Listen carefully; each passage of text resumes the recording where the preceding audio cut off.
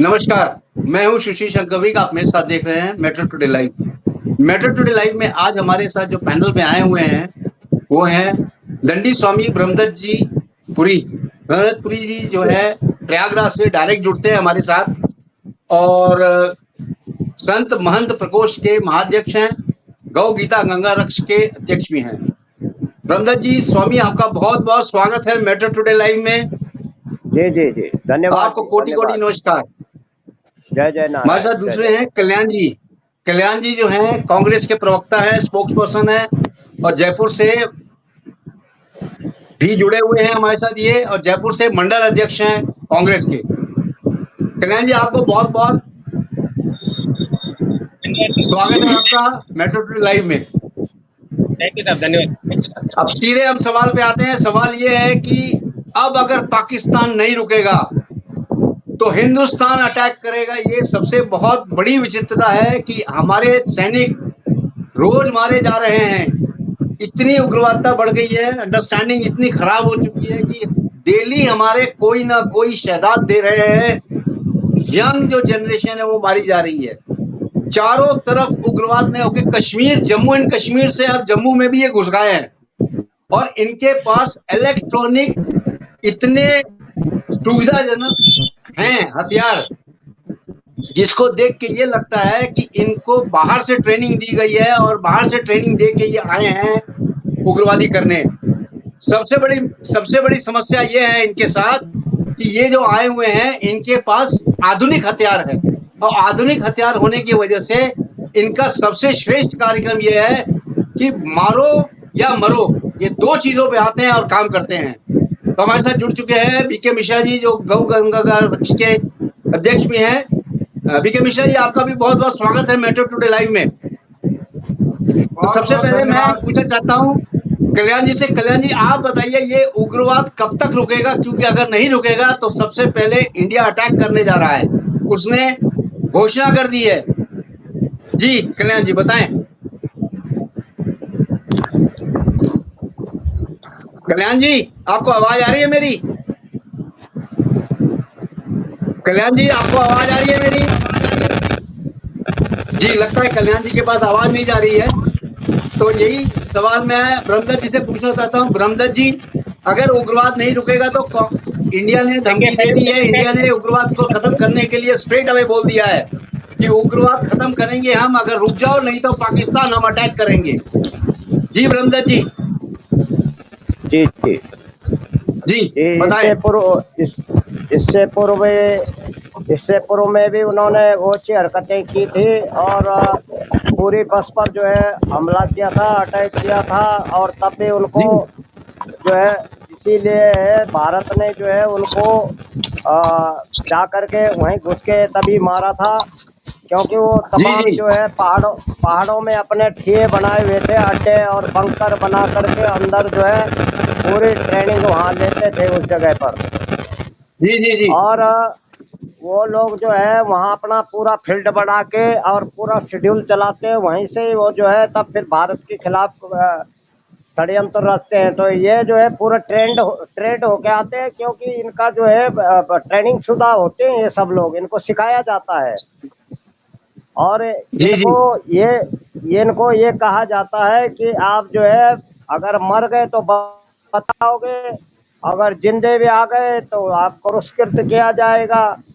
और इसलिए जो है वो जो ऐसे लोग हैं मंद बुद्धि के तो नहीं है, उसमें तो इंजीनियर, वैज्ञानिक ऐसे भी जिन्होंने कोर्स किए होते हैं, पढ़े लिखे लग गए। पहले जो है रोना रोते थे, पहले की सरकार हमेशा बोलती थी ये तो बेचारे भटके हुए लोग हैं, अनपढ़ हैं और पढ़े लिखे नहीं हैं, वो लोग उनके बहकाए में आ गए, उलझन में आ गए। अब तो बड़े बड़े माइंडेड लोग इस काम को कर रहे हैं यहाँ भारत के अंदर। जी। और आधुनिक हथियार है ब्रह्मदत्त जी, इनके पास आधुनिक हथियार जो हमारे सेना के पास भी नहीं है, वो हथियार ये लेके आए हुए हैं और वेल ट्रेंड है।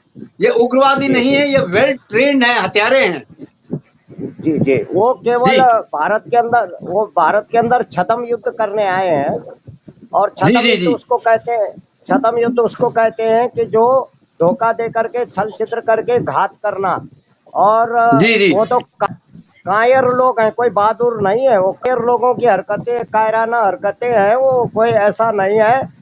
और वो अभी नहीं समझते हैं ये भाषा को, क्योंकि भारत ने कई बार उनको समझाया कि ये घुसपैठ रोके पाकिस्तान, नहीं तो इस तरह की हरकतें जो है बंद करे।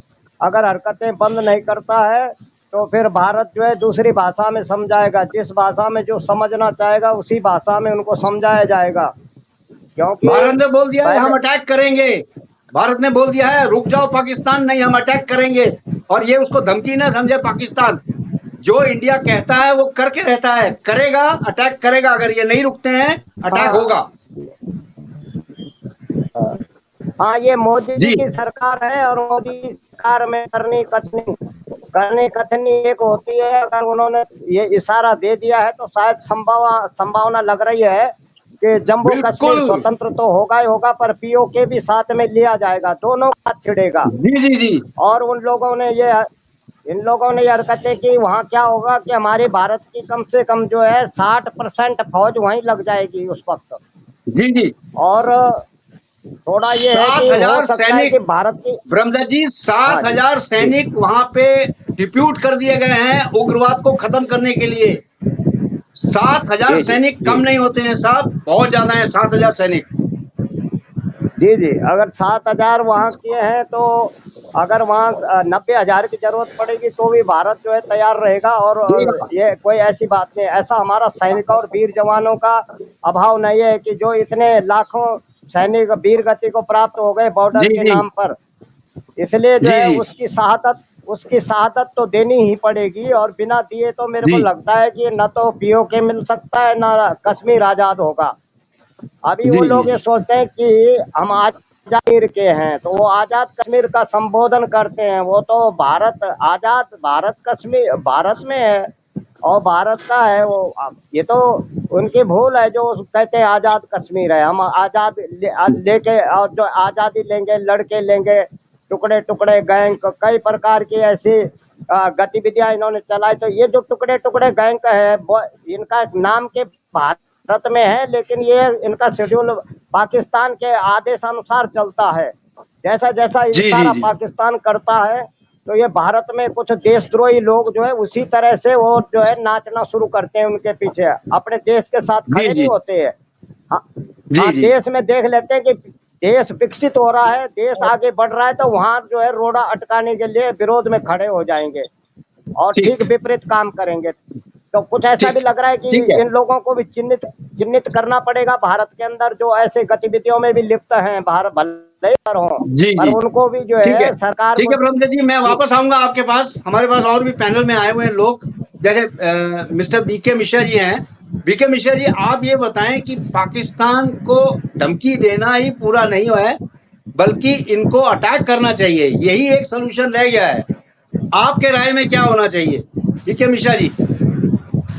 मेरी राय से तो सबसे पहले मैं पूर्व में जाकर के क्षमा चाहता हूं, आपके चैनल पे काफ़ी दिनों से जुड़ नहीं पाया।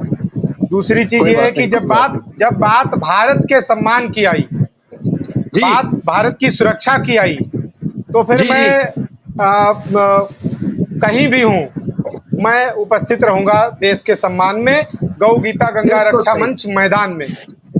जी सर। ये हमारा सदैव से नारा रहा है, और अब तो हमारे प्रशंसकों ने, अनुयायियों ने, शुभचिंतकों ने मिल करके भारत गौरव सम्मान से नवाजा है, तो मेरी और भी जिम्मेदारी बढ़ जाती है देश के प्रति। जी तो जी जी बात आती है पाकिस्तान की, जी तो संवाद याद आता है जी त्रेता युग का कि जल को थल, थल को जल कर दूं, लाऊं उतार कर तारों को, सुरमे की तरह पीस डालूं पृथ्वी को और पहाड़ों को। जी जी हमारे देश में ऐसे धीर वीर गंभीर योद्धा हुए हैं और होते रहेंगे, क्योंकि यह देश एक उत्तम देश है और जिसकी प्रशंसा देवलोक में भी होती है। गायन्ति देवा किल गीत कानी धन्यास्तुते भारत भूमि भागे। और जी इस नम्रता का, विनम्रता का, सरलता का कुछ जिहादी, कुछ विधर्मी इसका नाजायज फायदा उठाते हैं, जी क्योंकि जी सनातन धर्म हिंसा रहित धर्म है। पहले तो हिंसा करता नहीं है, लेकिन पीछे छोड़ता नहीं है, क्योंकि अगर वो शास्त्र पढ़ाता है तो शस्त्र भी चलाना जानता है। कहीं ना कहीं एक चीज और सोचनी चाहिए हमारे संत समाज को, हमारे बुद्धिजीवी वर्ग को, कि ये द्वंद्व कहीं कोई राजनीतिक षड्यंत्र का तो इसमें दृश्य नजर आ रहा है, जो कि उजागर भी हो जाएगा। ऐसा ही पूर्व में हुआ था, पुलवामा हमले में हमारे कई सैनिक मारे गए थे। उस समय भी देश में मांग उठ रही थी कि राम मंदिर बनवाइए वरना गद्दी छोड़िए। तो जनता का ध्यान भटकाने के लिए मुझे लगता है वो साजिश की गई थी। लेकिन इस बार अगर सैनिकों को, हमारे भारत माता के वीर सपूतों को जरा सी खरोच आती है, तो मैं चाहता हूं कि फिर अनर्थ होने से बच नहीं पाएगा। और रही बात पाकिस्तान, तो पाकिस्तान को बढ़ावा तो हम ही लोग देते हैं, हमारी सरकारों के बैठे हुए कुछ विधर्मी जयचंद लोग देते हैं, हमारे ही बीच के कुछ लोग उनसे षड्यंत्रिक जो है तालमेल रखते हैं। जब हमारा वो शुरू से कट्टर रहा है, बंटवारा हो गया है, तो आज क्यों उनसे जो है तालमेल रखता है? व्यापारिक तालमेल है, आना जाना सब कुछ वही शुरू है। अब तो जो है सीएए के तहत जो है उनके जो बाकायदा उनके दस्तावेज बनाए जा रहे हैं।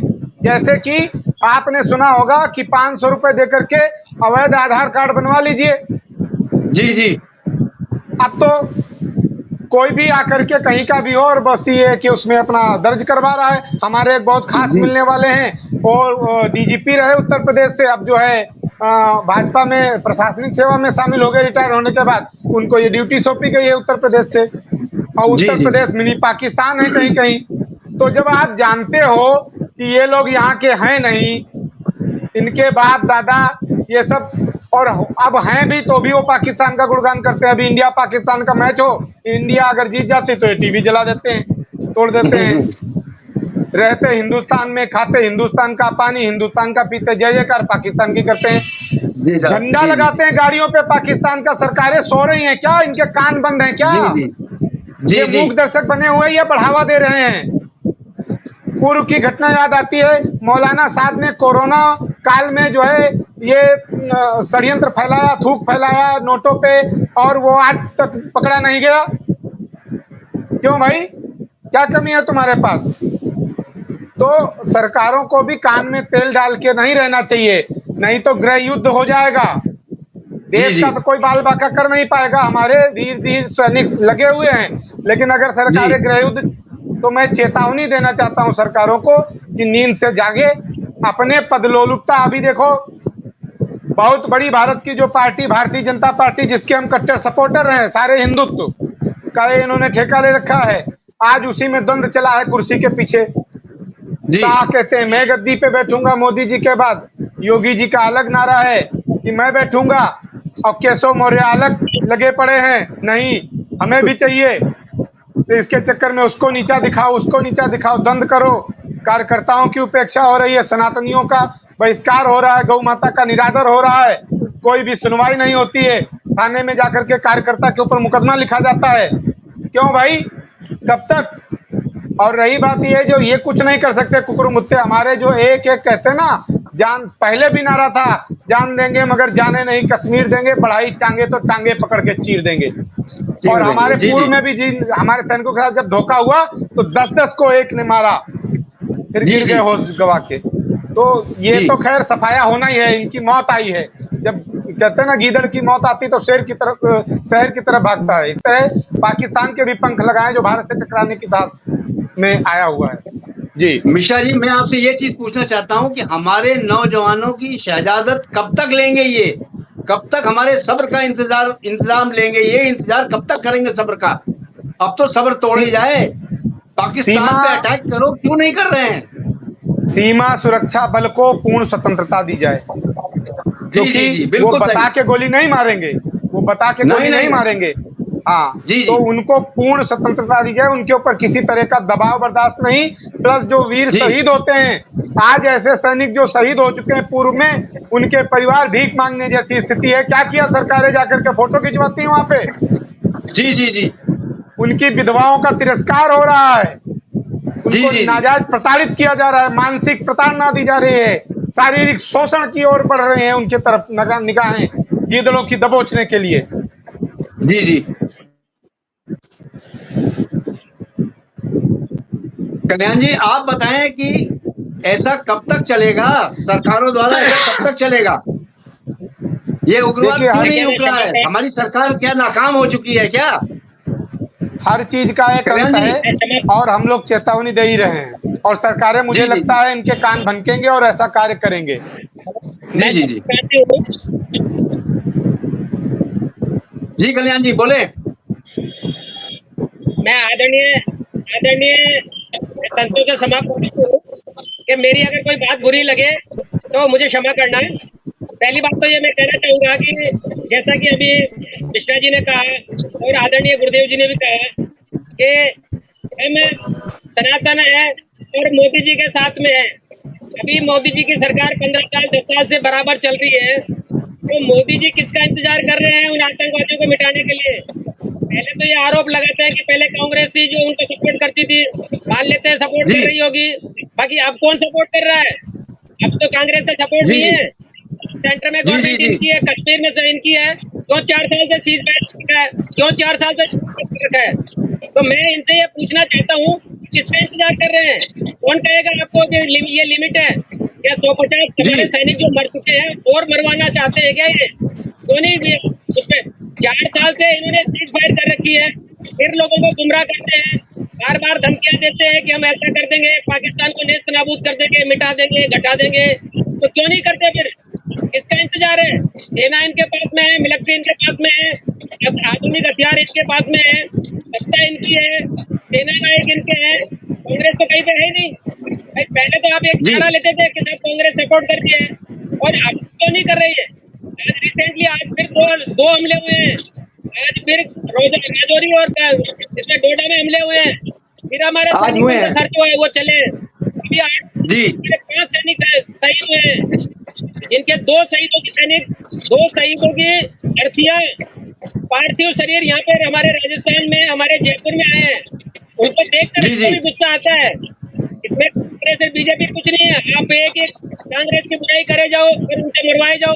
तो ये पार्टी पॉलिटिक्स छोड़े, यहाँ देश का हित हो, देश का मसला हो, देश की चीज हो, उसको पहले सुरक्षित करें। अब अगर मोदी जी से नहीं उतरा है कुछ या कोई संभावना नहीं हो, तो क्यों नहीं विपक्ष से बैठकर चला करते हो?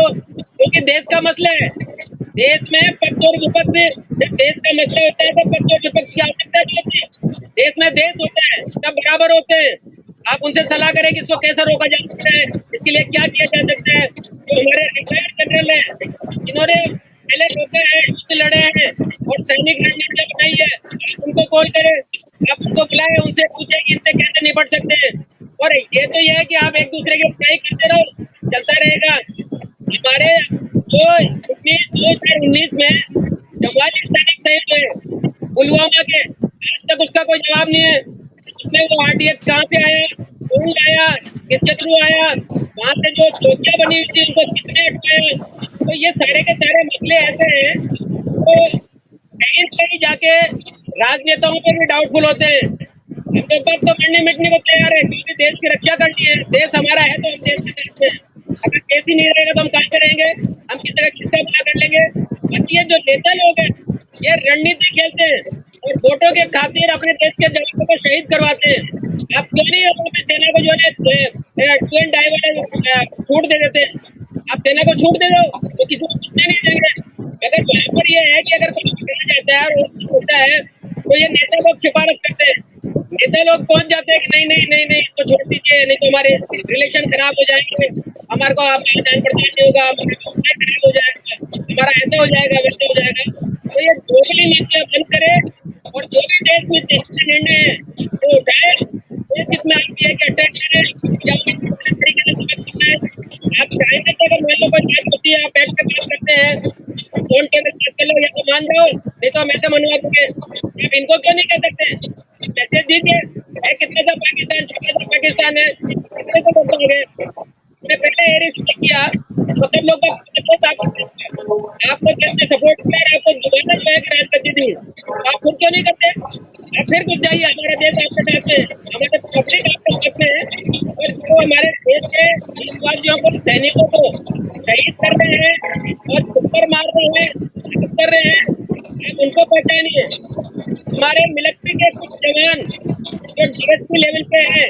अभी रिसेंटली एक पकड़ा गया है, इधर एक सर्च वारंट चल रहे हैं, मिलिट्री वाले उसको सर्च कर रहे हैं, तो यहाँ से रिपोर्ट पाकिस्तान को दे रहे हैं। तो आपका क्या इंटेलिजेंस लेवल है? आप उसको पकड़ नहीं सकते? तो आपका आदमी आपके साथ में रह के वहाँ पर रिपोर्ट दे रहे हैं, तो आप ऐसे लोगों की कल्याण जी यहाँ तो पहचान इंटेलिजेंस फेल्योर है।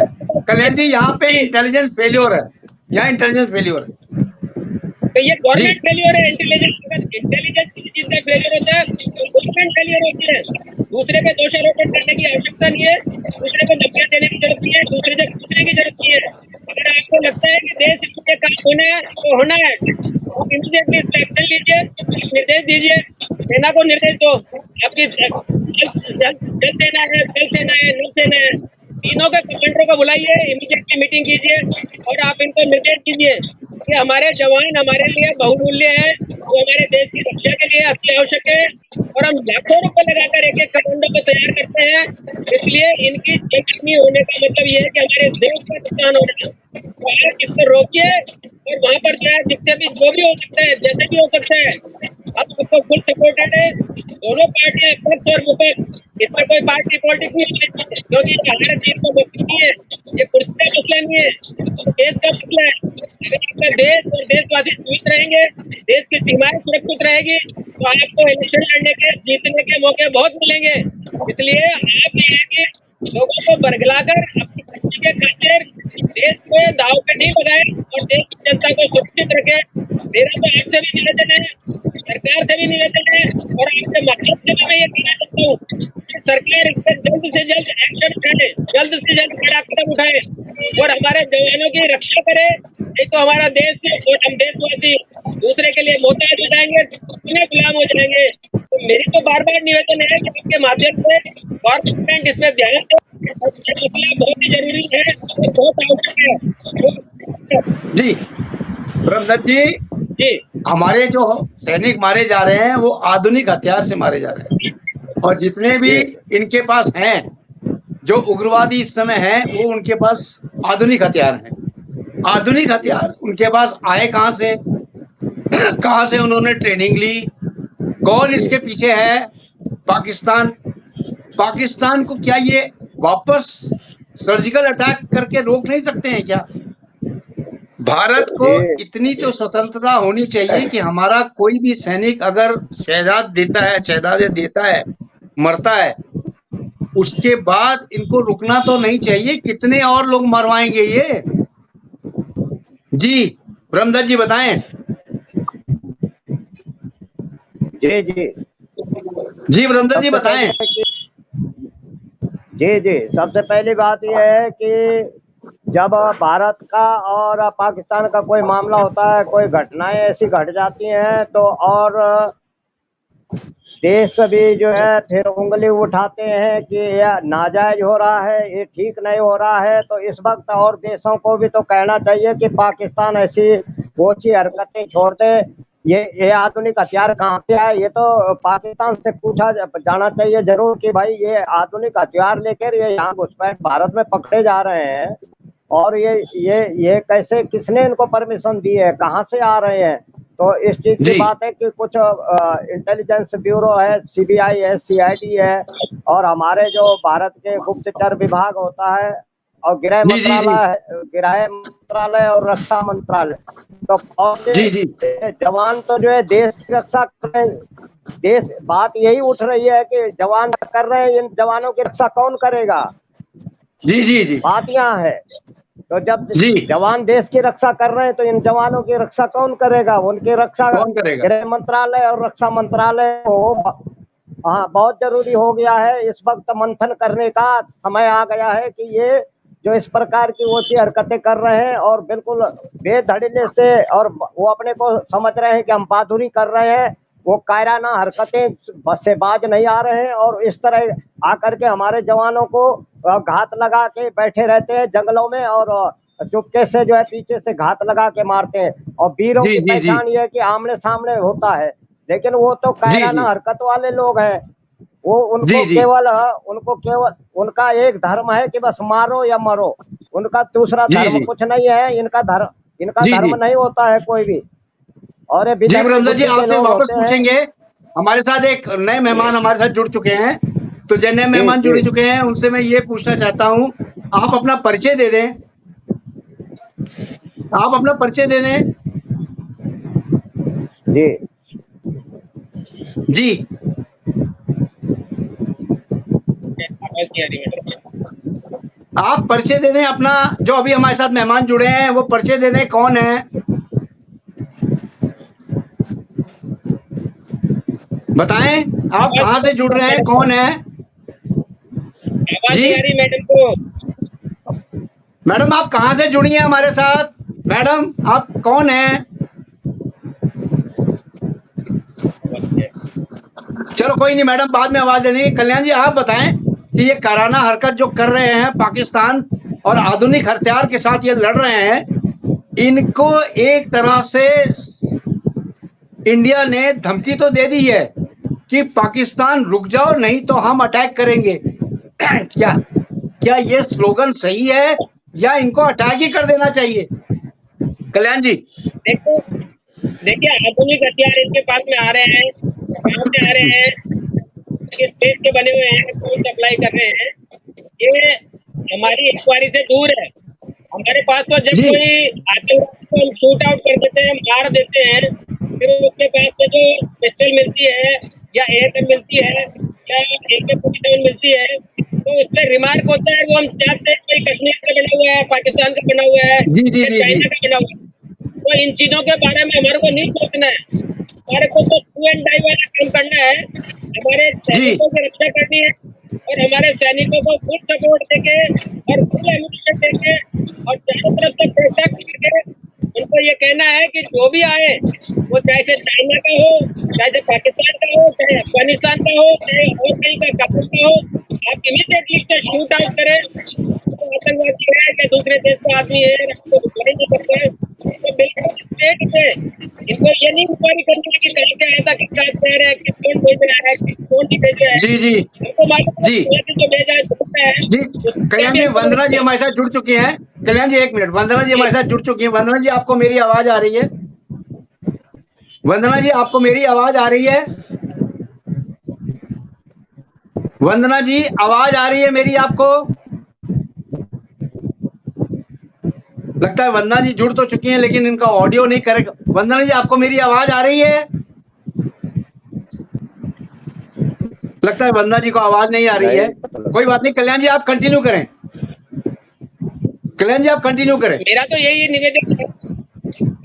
निवेदन है कि हमारे को इस मामले में नहीं पढ़ना है कि हथियार कहाँ से आ रहे हैं और कौन सप्लाई कर रहा है।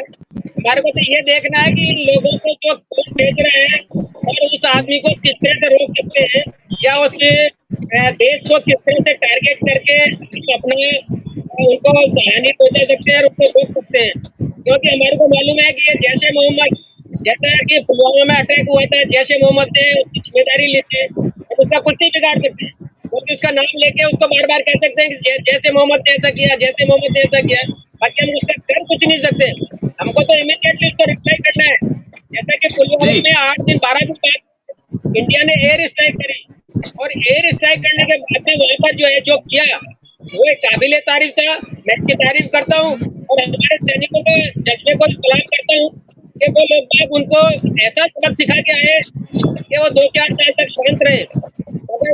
कल्याण जी आप तो तारीफ कर रहे हैं लेकिन कुछ इसमें राजनीतिक पार्टियों ने भी जो अटैक हुआ था, जो अटैक किया था भारत ने सर्जिकल स्ट्राइक, उस पे भी कुछ राजनीतिक पार्टियों ने प्रूफ मांग लिए कि आप प्रूफ दीजिए कि आप सर्जिकल अटैक करके आए हैं। बताइए। उसका भी रीजन है, उसका रीजन ये है कि हमारी सत्ताधारी पार्टी ने उनको उनके बिहाफ पे वोट मांगना चालू कर दिया था। देखिए जहाँ सत्ताधारी पार्टी इनका दुरुपयोग करेगी, सैनिकों के फोटो लगाएगी, एक के फोटो लगाएगी, तो दूसरे लोग भी उसको ऑब्जेक्शन करेंगे। मिलिट्री है, तो मिलिट्री का हमारा जो काम है वो पर्सनल किसी का नहीं है, न वो कांग्रेस का है, न बीजेपी का है, न किसी पार्टी का है। देश का काम है। सर्जिकल स्ट्राइक करके आ गए, उसकी क्या प्रूफ दें? सर्जिकल स्ट्राइक तो करके आ गए, अब उसका क्या प्रूफ दें? देखिए प्रूफ नहीं, इन्होंने जो सत्ताधारी पार्टियों ने जो शहीद हुए हैं उन लोगों के बैनर पोस्टर लगा के और जो एयर स्ट्राइक किया है उसको वाहवाही लूटने का जो काम किया है ना वो गलत है। जी इसीलिए लोगों ने ये कहा कि भाई आप ये कर रहे हो तो आप हमको बताओ सही कितने आदमी मार के आए हो।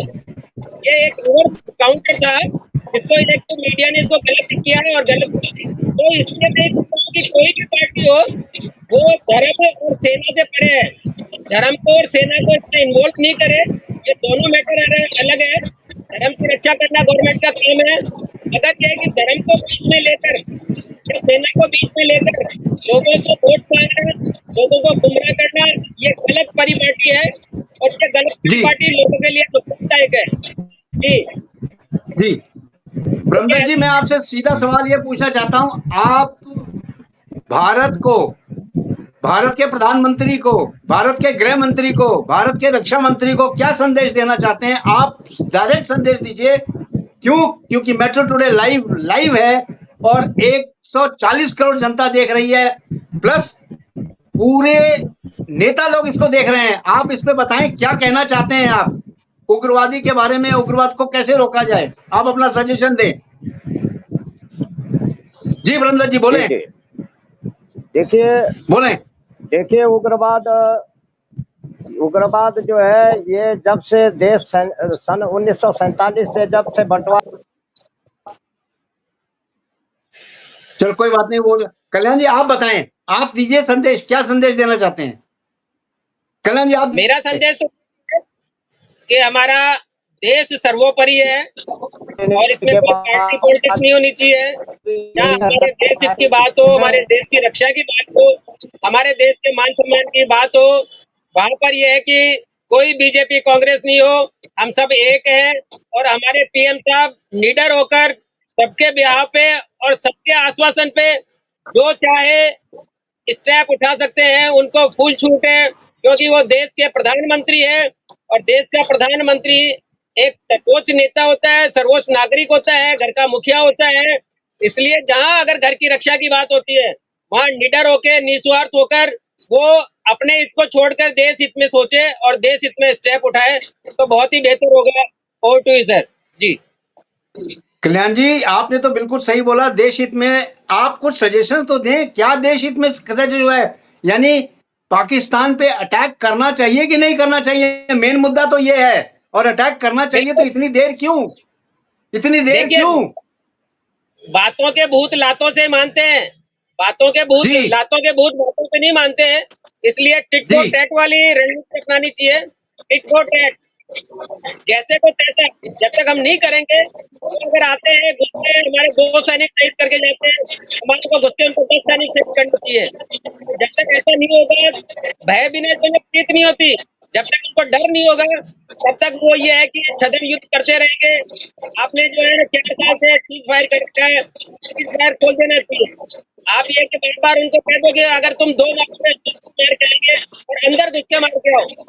अगर कोई कहता है कि आपने ये अंदर टेरिटरी में क्यों घुसे, तो जवाब है कि ये 2 मारने के लिए क्यों आए, क्योंकि गुनाह एक आदमी को मारने का भी वही होता है और 100 आदमी को मारने का भी वही होता है। फांसी से बड़ा कोई गुनाह नहीं है। एक आदमी को मार के गया है वो भी एक फांसी के लायक है और 100 आदमी को मार के आया उसको भी फांसी है। इसलिए टिट फॉर टैट वाली स्थिति अपनानी चाहिए।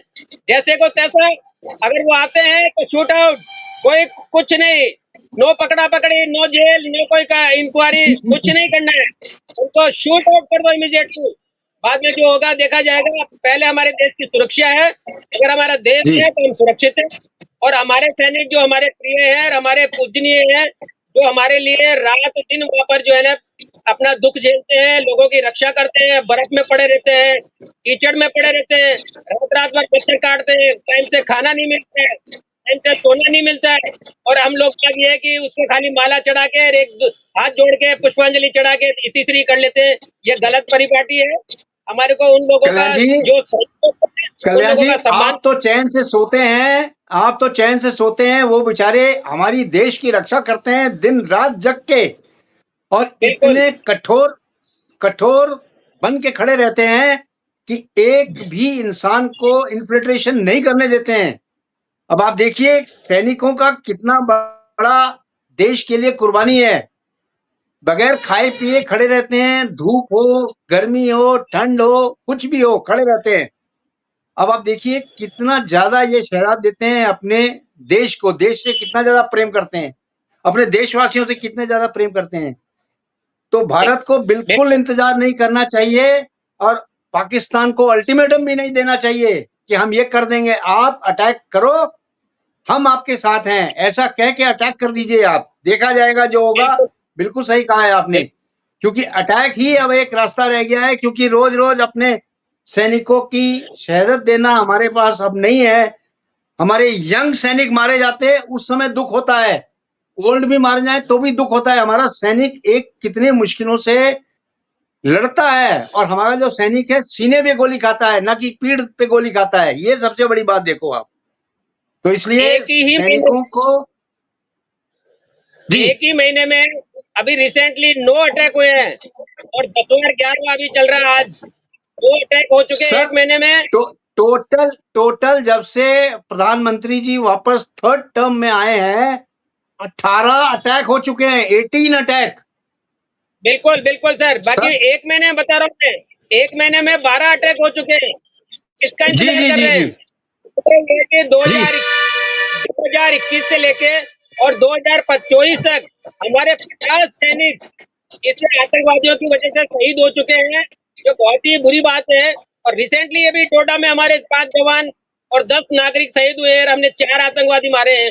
तो हमारे 14 जी मर रहे हैं, वो 4 मर रहे हैं, तो ये गलत है। इसलिए सेना को फुल छूट दे देनी चाहिए, डू एंड डाई वाला काम कर देना चाहिए, जिसमें एक बार आर पार की स्थिति हो जाए, पता लग जाएगा कि हमारी क्या है, क्या पोजीशन है। इसलिए बार बार धमकियां देने से काम नहीं चलने वाला। ये तो ये है कि गवर्नमेंट को बिल्कुल स्ट्रिक्ट एक्शन उठाना पड़ेगा और हमारे मिलिट्री के भाइयों को, हमारे बड़े रक्षकों को फुल छूट देनी पड़ेगी। अन्यथा ये है कि ये आएंगे, 4 मार के 2 मर जाएंगे, फिर 4 मार के जी जी मर जाएंगे और हमारे जी करके नुकसान करते रहेंगे, जी जो ठीक नहीं है, पॉजिटिव नहीं है। जी जी टाइम हमारे पास जी, इतना ही था। आप सबका बहुत बहुत धन्यवाद। Thank you very much. जय हिंद, जय भारत। जय हिंद, जय भारत सर, जय हिंद सर।